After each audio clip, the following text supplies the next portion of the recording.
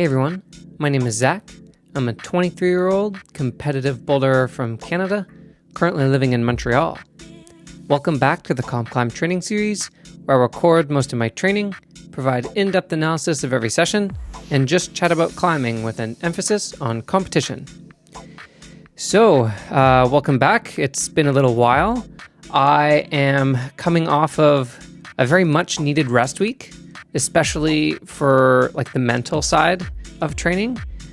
To be, like I was kind of mentioning this in like the last episode we did where we were competing in the North American Cup, to be in like the hyper competitive part of the season for so long is just so mentally exhausting.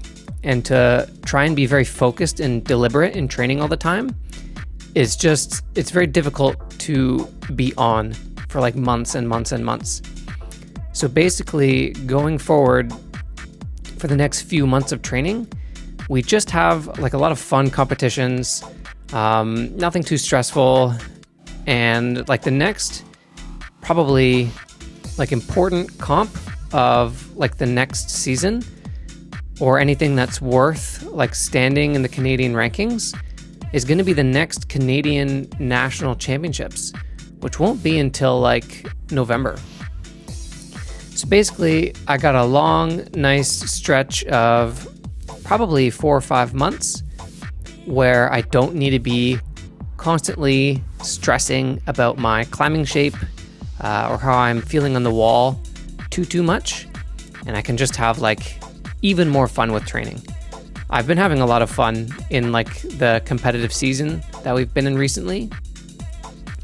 But now I get to have that same level of fun minus like the pressure of trying to be in good shape. So I'm very, very excited going forward for these next few months of training. We're just gonna have even more fun and maybe even experiment a bit with the content. So yeah, I'm just coming off my rest week and now I'm back all fresh and ready to go. Well, maybe minus the freshness. So right after the North American Cup in Canada, which is about 6 days ago at the point of the session, I immediately flew to Austria the day after the comp. So I had like an action-packed couple 24 hours. And I flew to Austria to go meet up with Maddie, who had been in Europe for the week, preparing for the World Cup in Innsbruck, Austria. And so I was basically flying in right before the comp on the day before, just to meet up with her in time to spectate and watch her take part in the World Cup. Since I actually wasn't at her first 2 World Cups of the season, the first one in China and then the next one in Salt Lake City. So I had to finally go watch her compete in one. So anyway, going into this day of training, not only am I think it's either 5 or 6 days off. I actually don't remember at this moment. I'm either 5 or 6 days off of climbing completely, and I went to Europe and back within that time. So like I often am used to doing some climbing after making like a big time zone shift, and I'm always rusty at first, but it's not often. In fact, I don't actually know if I've ever done it. Basically doing a time zone shift and then the time zone shift back within such a short period of time as well. So basically, I was like 50-50 on whether or not this training day would actually happen. I was fully prepared to start warming up and feel like so trashed that I would just leave the gym immediately, especially because the time of this session is like we're just doing our regular first session starting at 10 a.m. and Maddie and I landed at like 10 p.m. the night before. So I'm like just back from Europe and yeah, I was ready for anything. I was really expecting to feel quite bad. which I was definitely feeling quite weak in my grip, but that's nothing new. That's just how it always goes with rest week. But actually, in terms of my movement and my energy levels, it wasn't so bad. And we're actually able to have like some pretty decent couple sessions of training here at Crux, especially considering like the fact that I'm pretty much in no state to be training right now. So I was very happy with how these sessions all played out. And actually this boulder here, check out this move. I'm going to find it soon. So we meet up with Alex later, who is the head setter of Crux, and I was telling him about how this boulder was like absolute limit for me in this morning session. And he was saying like, oh yeah, that's funny. Like that's probably one of the softest 10s we've set in a while.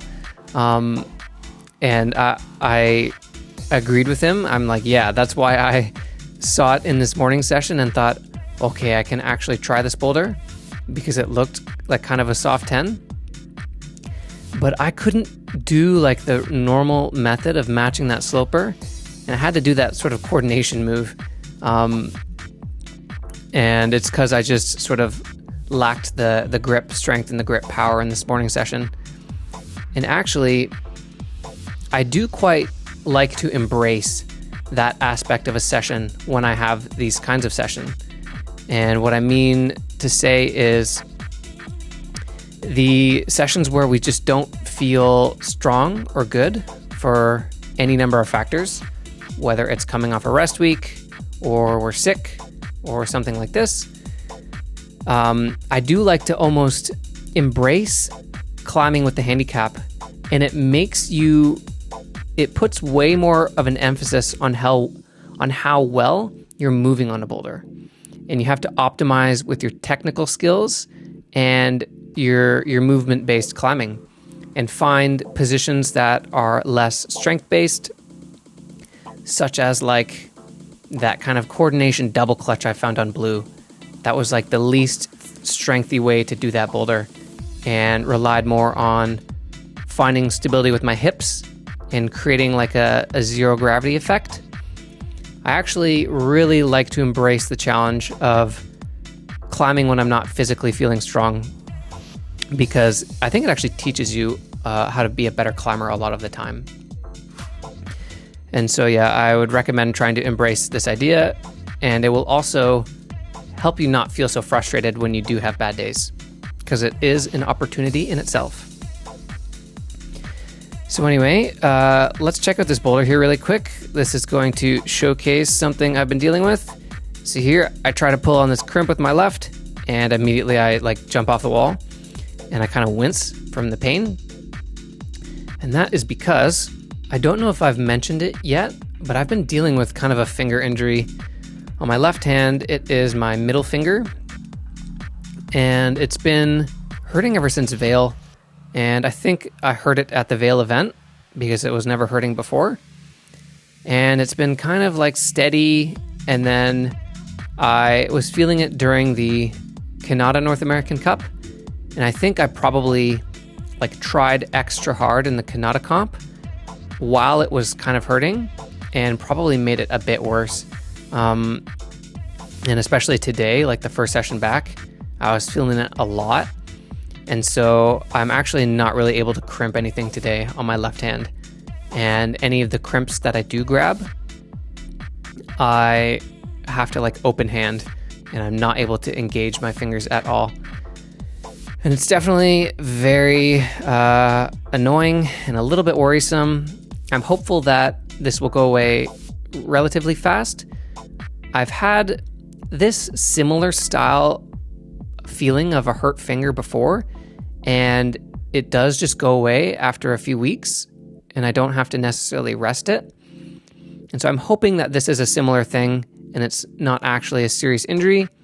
I'm hopeful it's not a serious injury as well, because it kind of came on slowly. I didn't necessarily feel one instance where I hurt it.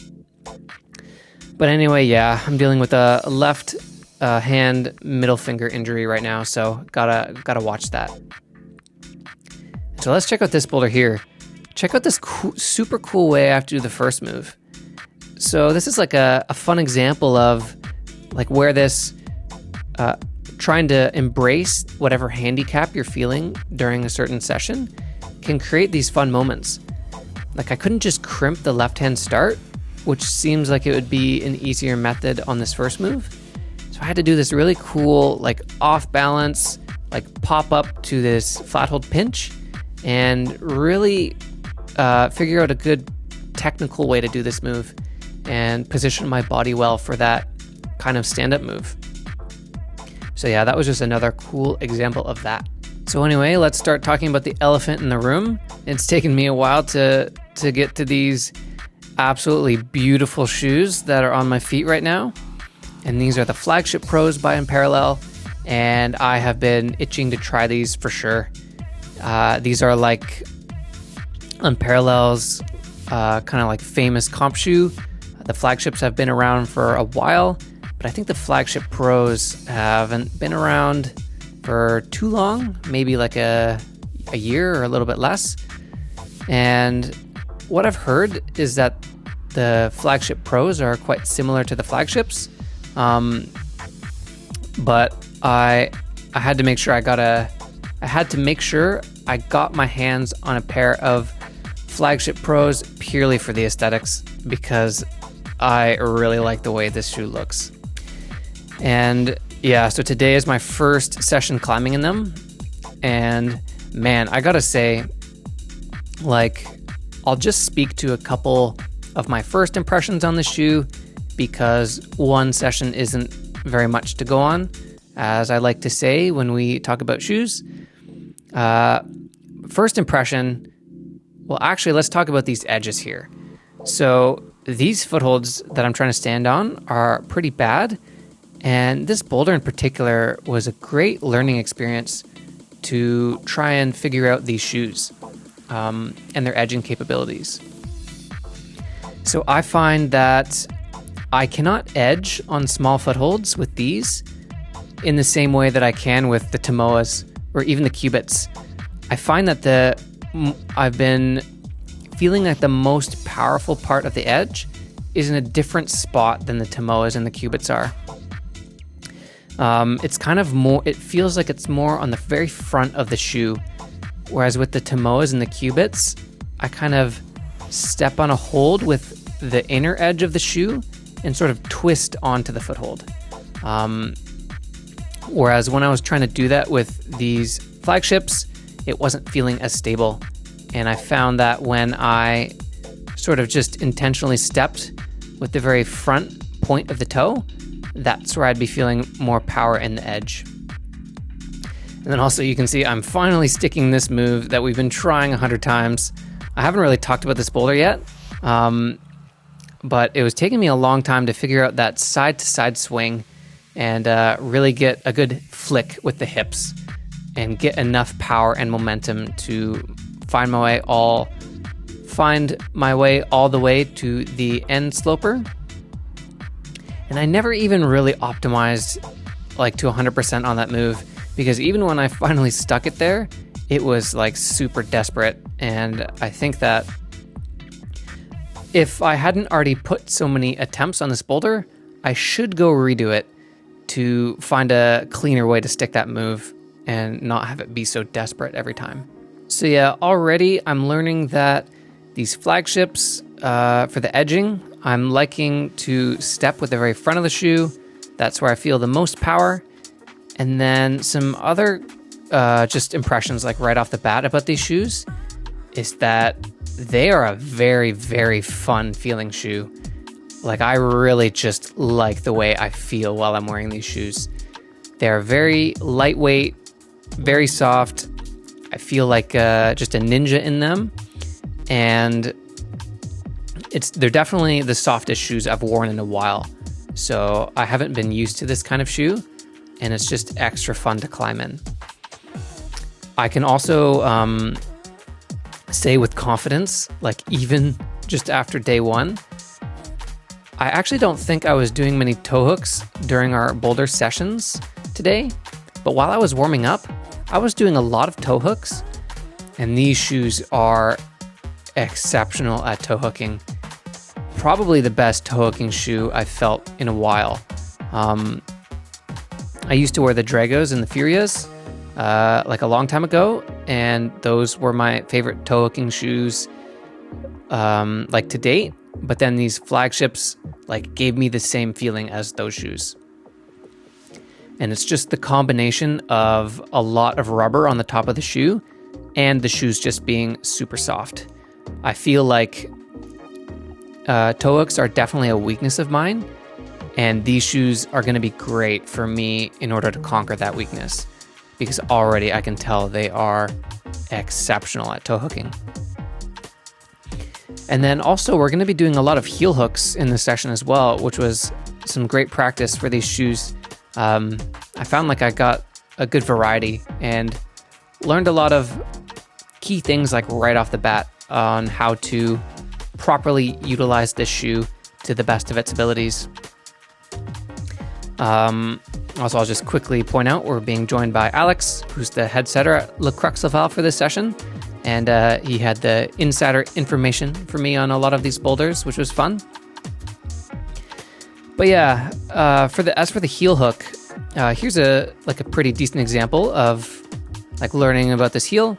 We have to heel hook this crimp on this boulder here and do like a big pull out of it. And so this crimp isn't like the best hold to heel hook. And I had to obviously really optimize with my positioning of the heel. And I've mentioned in the past that I always try to opt for shoes with like a full rubber heel, where we have rubber like covering the whole surface area of the heel of the shoe. And I find that when there's like a bit, like a little patch of like the felt or whatever the material is, like a gap in the rubber, it just doesn't give me confidence that I'm gonna have optimal friction. And if I heel hook with that part of the shoe, that my heel hook could potentially slip. And I always try to stay away from shoes like this, but these flagships have that, albeit it's like a small patch of felt. So anyway, I was definitely skeptical about the heel going into trying this pair of shoes. And that's actually also why it's taken me a long time to get to these shoes, and why I opted for the Tomoas and the Cubits first. But anyway, what I was finding was all I had to do was just be like intentional about the way I place my heel with these shoes, and just make sure that I don't heel hook on that little patch. And I actually found that I really liked how soft and sensitive the heels on the shoe were. And as long as I avoided heel hooking where I normally do with the shoe and just adjusting it slightly, I was actually really vibing with the heel on the shoe. And even this boulder here with the slopers is a good example of this shoe like performing well in a heel hook. We have to heel hook this left-hand sloper in order to do the next sequence. And I really was appreciating the sensitivity that it was giving me. And I could really feel like my foot was like grabbing this hold. And that was really helpful. And we can see that Alex is setting a high point, like a personal high point. And this boulder he set it to be like the project of the gym. And I've been excited to come and try this boulder for a while. And I was psyched to have a proper projecting session with Alex on it today. And the one downside of this boulder here is this left-hand crimp. So I was actually feeling like pretty decent in the second session, a lot better than the morning. So I felt like I actually could have a chance to send this boulder, but this left-hand crimp, you really have to just bear down into it and like full crimp it to get the maximum value from this hold. And my finger was just hurting like way too much on this crimp, and I knew that if I was going to make it worse, it would be exactly on this move, on this hold. So I'm like kind of trying to find a way to flop off the hold without really weighting it. But I'm just realizing that it's not worth it. And I think what that means as well is that we'll have to come back to the Crux within the next week or something before this boulder gets taken down, as long as my finger is feeling better, because I definitely want to try that boulder again since it's super sick. But for now, we're going to move on to another epic hard boulder that Alex set, and this one is the reason I came to the Crux today for sure. This one is coming down in the next couple days, and this would basically be my last chance. So Alex said, you better head straight from the airport to the Crux so that we can try this boulder. And it's especially important that I try this climb because Alex put a whole lot of blood, sweat, and tears into this thing. He was really trying to set a cool paddle that was like very difficult to break. And so he put a whole lot of attempts on this thing during forerunning, turning holds around, feeling out positions, trying to find breaks. And he had all of his skin destroyed during this day, and it was just a whole lot of work to put this masterpiece up on the wall. And so if I never got around to trying this boulder, it would just be insulting. So I was psyched to come try it finally. Here you can see I make my way through the paddle and then get got by the finish. So that was actually not my heel slipping. I was trying to switch the heel to a toe hook because I was just so stretched out. But actually the heel was performing well on that move. And also let's quickly talk about today's tip of the day on this boulder. So for today's tip of the day, we're going to be talking about how we should position our center of gravity and our hips for very specific kind of paddles. As you can see in our picture here, I'm about to grab the paddle hold of this move, and you can see that my hips are all the way to the left, and most of my weight in general is on the left side. And the reasoning for this is because this is a kind of paddle where there's actually quite a big distance between the paddle hold and our end target, and actually less of a distance between the start holds. And what this does is it basically means that with this kind of paddle, we're going to need to get a whole lot of power and an extra boost off of the paddle hold. Whereas more often than not, these kind of paddles would have this paddle hold be a little bit more to the right and closer to your end target. So in those sort of paddles, the idea is we just get a lot of power off our initial jump, and we don't really care about where our hips and our center of gravity is, because we just need to jump hard, grab the paddle hold, do a bit of a pull off it, and then our target hold is going to be basically right next to it. But yeah, as you can see in this scenario, the paddle hold is not so much to the right. In fact, it's quite a lot to the left, and it is creating a very awkward and way more intricate paddle than it first appears like. At first it looks like a simple, just kind of double clutch paddle, but the way that this move becomes intricate is by trying to get the maximum power off this paddle hold. And the reason that kind of keeping my hips and my center of gravity to the left achieves this effect is because, one, it just brings me more to the left and to the side of this sloper, so that from the position that I'm grabbing it in this picture, I'm actually getting more purchase off the sloper and I'm turning it into a better hold. Whereas if I was right underneath it, it would be harder to really optimize my friction. And what this actually allows me to do as well is get way more of a pendulum effect off this paddle hold and actually get this sort of hip flick similar to what we were doing with our side-to-side swing on that green boulder from earlier. Whereas if I was my hips were directly straight underneath this hold and the rest of my body would be as well, how am I actually supposed to really get any power off this paddle hold, right? You can't really pull out of that position with your arms because you're right underneath this hold and you can't pull yourself to the side necessarily. You could kind of only pull straight up. And since your hips are already underneath you as well, you can't really get this pendulum effect. So the reason that being to the left here is really helpful is, we get this massive hip flick that you can see I'm doing with this move, and we turn the sloper into a bit of a better hold by positioning ourselves like this relative to the sloper. And then also the way we achieve this effect, the way we achieve this positioning relative to the paddle hold is I just focus on jumping straight up in this scenario. You can see I'm kind of on the start holds, and I just jump a little bit to the side, but I mostly jump straight up, kind of reach to the right of me, and then grab the sloper and get this pendulum hip flick and just get a lot of power off the paddle hold. Whereas if I was to jump too much to the right, obviously now we're underneath the sloper and we can't achieve this effect. So anyway, the last bit of advice I'll leave you with for this tip of the day is how do we assess when to kind of go for this positioning of our center of gravity on a paddle move like this.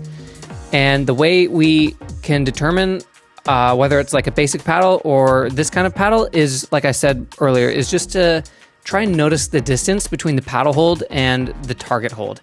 In this situation, there's a lot more distance than normal on this kind of paddle, which means we need to get more power off the paddle hold, which means we potentially need to be positioning our center of gravity to the side of it so we can actually get more of a pendulum off of it.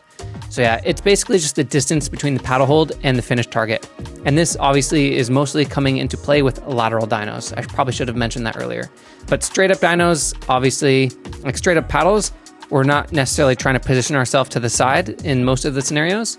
So yeah, for your lateral based paddles, assess the distance between the paddle hold and the target hold. And if it's a big distance, you might need to go for this tip of the day and give it a try. And yeah, as soon as I really started to emphasize this tip of the day, it only took me about maybe 4 or 5 tries with this technique being emphasized to stick this move. And it was like just really, really helpful. But yeah, this heel is not a very good heel hook, and these flagships like really performed well on it, and I was quite psyched. Again, the sensitivity of the heel was really coming in helpful and made me confident to, while I was feeling that hold, that I would be able to stay on it. But anyway, yeah, that's some like couple first impressions of the flagships. I don't think I've mentioned it yet, but right now I'm planning to do like maybe start like a shoe review series where we make some dedicated videos, and I really put a whole lot of time and effort into like crafting a proper review, like my take on a lot of these unparalleled shoes that we're trying, rather than sort of just throwing them in the COMPCLIMB series. I've been sort of testing the waters, seeing if people are interested in hearing about these shoes. And so like, yeah, I've just been kind of throwing them in during the COMPCLIMB episodes. But yeah, to properly do like a shoe review and give it justice, yeah, it would definitely need to be its own video. And so, yeah, I think that's probably the plan going forward. So I'll just kind of touch on some things here and there during our episodes about these shoes. But yeah, you can probably expect some like dedicated shoe review videos coming eventually. So look forward to those. But for now, let's jump into our next day of training. So here we are for the next day of training. And the first thing that we have on the agenda for today is a campus session at Beta Bloc. So I wanted to come to Beta Bloc for this session of campusing because I really, really like this spray wall for campusing in particular. And I actually bumped into Victor, who's the head setter here, and I was telling him about this, and he said, yeah, he kind of had it in his mind when he was like, when they were setting the spray wall, that it would be cool to have it almost be like the intention for it to be like a campus focused spray wall. And it's just funny that I sort of intuited that when I had my first few sessions on the spray wall, and it makes sense why it is just so good for campusing, because it was really designed with that in mind. And yeah, the idea with the campusing that we're going to be doing for the next couple weeks on this new program is just the fact that I haven't done campusing in a little while, and I've been noticing over the last few comps that my power has been depleting a little bit.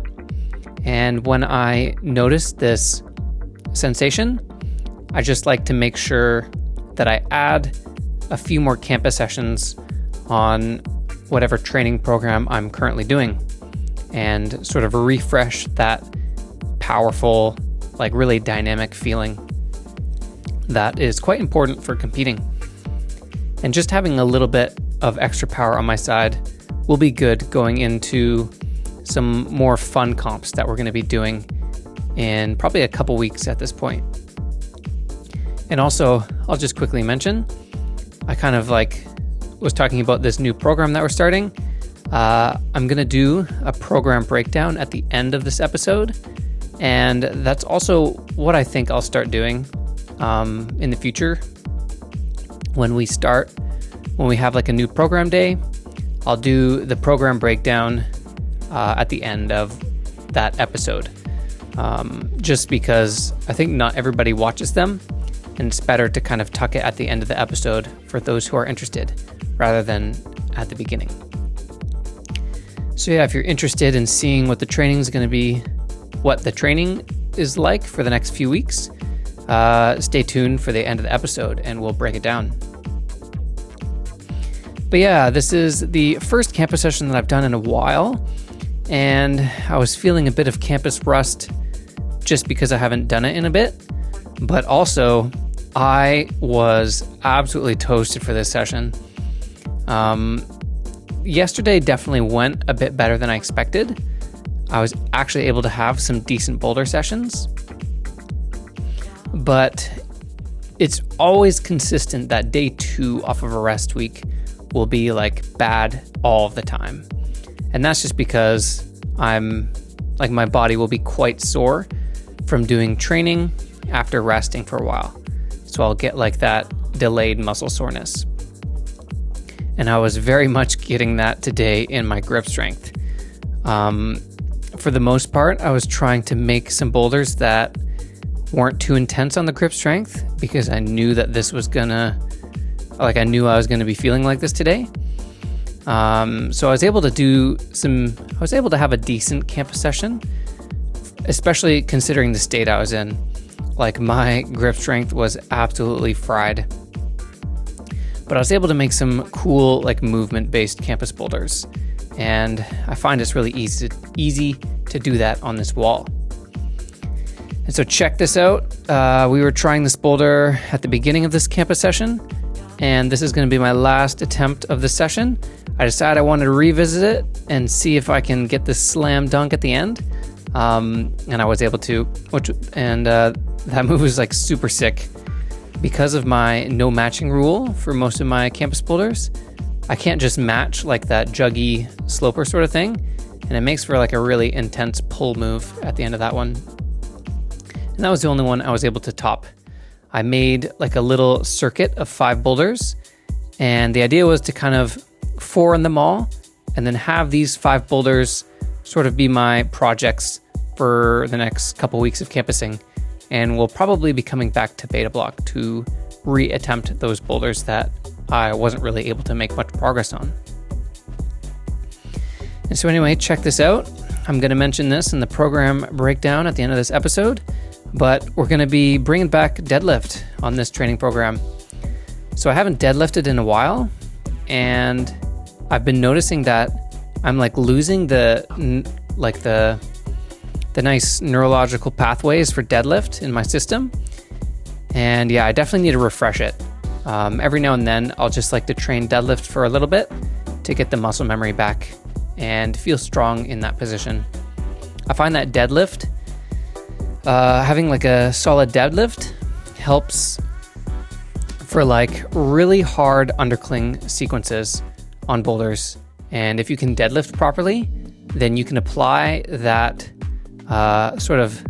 that muscle memory into the undercling move on a boulder.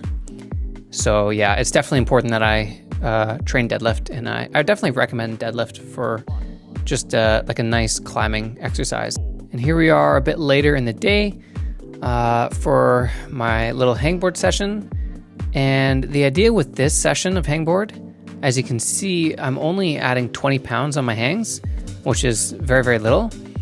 The idea is just to kind of keep my crimp strength and my joints feeling healthy, but not working them to the point where I'm going to be bothering my injury or my tweak or whatever this is. So these 20-pound hangs shouldn't be making this little tweak worse at all. And it's just simply to keep the fingers activated And I find that a lot of physios have also told me that this is good for finger recovery, actually, to make sure that you keep using them. So yeah, I just finished off with some light hangs for today's day of training. But let's jump into the program breakdown now. All right, so let's do a quick breakdown of the program we're going to be following for the next few weeks.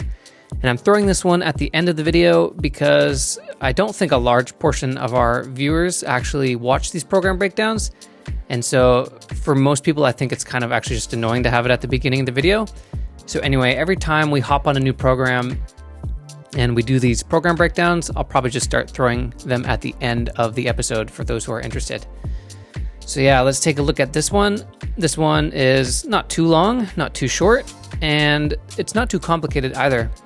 The biggest things to note are obviously the events that are going to be on this program. So yeah, like I was saying throughout the video, we just have some fun comps coming up. Like the Jackalope series is always like a lot of fun, always a hype crowd and just a good show. And this comp called the Summer of Climb in Boston is like in association with Jackalope, I think. So it's not actually a Jackalope stop, but it is like in partnership with it. And it's also like got a really good cash prize. Same thing with this event here. So yeah, that's like the idea with these comps coming up are just a couple fun comps where we can maybe win some cash. And yeah, honestly, the training as well isn't that crazy. I'm still going to be doing double sessions.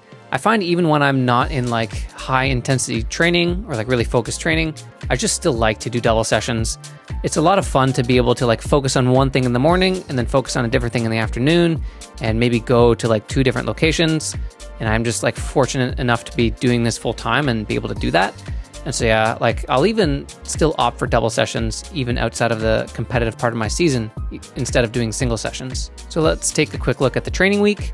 This training week here would just repeat in theory, but obviously it gets a little bit switched up by like on the second half as we get close to a competition, and I'm doing like a little mini peak.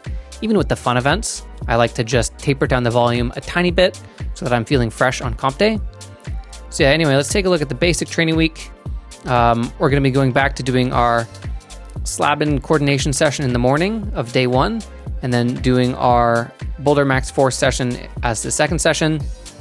And I've talked about this before. Slab and coordination, we do this when we're not feeling so strong in the morning and take advantage of the fact that I feel stronger in the second session a lot of the times. And we'll do the strength-based boulders on that session. And then the second half of the week is a bit different. The idea is it's like basically the same training, basically the same training, 2 boulder sessions on day 1. But instead of doing like dedicated style of training for slab and coordination and Boulder Max Force, we're just going to be doing like any kind of bouldering that we want. So the day 1s are basically the same with just that slight difference. And then day 2 is almost the exact same for both halves of the week as well. Both first sessions are going to be campusing. I want to just do some campus sessions because it's been a while since we've campused, and I want to build a little bit of power back up. I definitely have been feeling it depleting a little bit as the comp season has been going on. And so definitely I would like to feel more bounce and more oomph in my climbing, and campusing is really great for that. So we'll start doing those every day 2. And then the workout is going to be super basic going forward for the next little while. I definitely want to take a bit of a break from the strength workout side, give my body some time to recover, and also mentally just it can be almost monotonous to do the same workout all the time. So I want to just get rid of it for a while. And actually, I'm just kind of going to focus on one exercise, and that's going to be deadlift. And that's because I haven't done deadlift in a while, and I really, really like deadlift. And I think that it's great for climbing, and it's actually really great at building the strength you need to do hard undercling sequences. And I'm starting to feel the neurological pathways that I've built from doing deadlift in previous years like start to fade. And I definitely think it's going to be rusty. And I want to just like bang it out for a few sessions and get it back.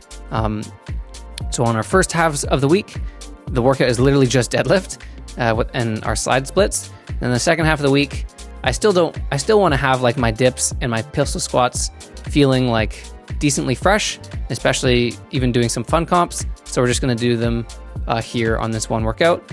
And then back to the first half of the week, we just do the deadlift as our workout. And yeah, and then since we're kind of like tapering a little bit for this comp as well, there's just no workout here. So we actually only have 3 workouts to do on this program coming up. And then we finish with our basic standard hangboard. That's always lives in day 2, session 3. And we do this at home on our Clevo. So yeah, that's pretty much the gist of the program coming up. And as well, since I'm like not in hyper competitive mode, a lot of this is probably subject to change. If I want to go climb with someone or maybe do something fun, I'm definitely very keen to like switch these days around or throw a boulder session like anywhere on the program and move stuff around in order to optimize for fun. And when I'm like trying to train for like a North American Cup series, I'll be less inclined to do this and I'll try and be a bit more rigid. But now we're not in rigid mode, so this is all definitely pretty fluid training, which is always fun. So anyway, yeah, that's the end of the episode. Look forward to some fun training coming up, maybe some creative content, and yeah, some fun comps. Like these comps are definitely going to be fun. I'm really excited to do some comps with like no pressure. So yeah, definitely look out for these. Insert catchy video outro here.